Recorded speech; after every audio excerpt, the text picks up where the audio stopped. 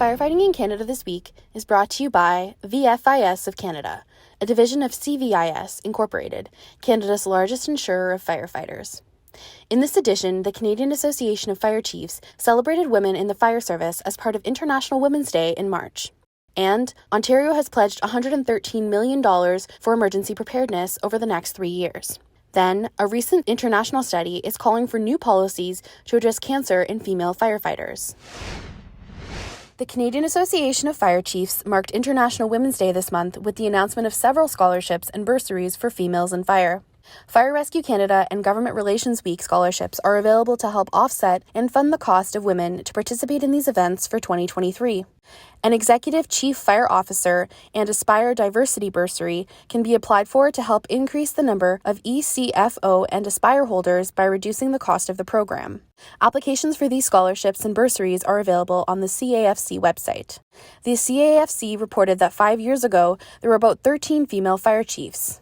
Now, there are at least 68 women at the helm of Canadian fire departments, including large urban centres. Ontario has allocated $113 million for emergency preparedness to be doled out over the next 3 years. The money is earmarked for several programs, including readiness exercises, equipment, and a new emergency response fund.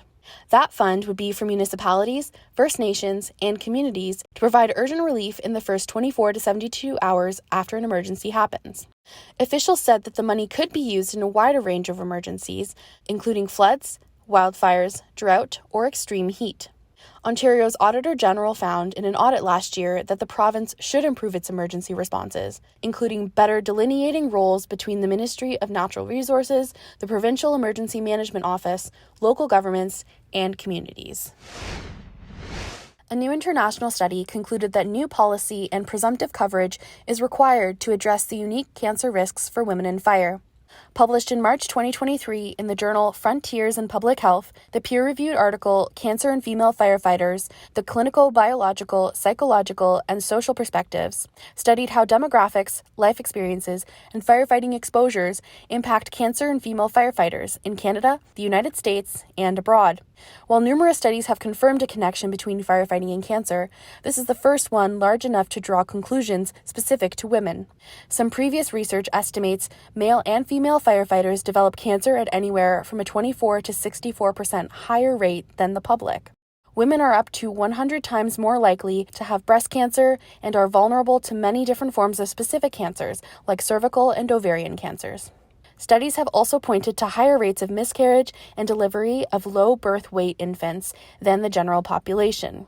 Cancer continues to be a significant threat to firefighter health, with a previous study suggesting that up to 85% of all firefighter cancer deaths in Canada can be attributed to occupational cancers. To review a full summary of the study, visit firefightingincanada.com.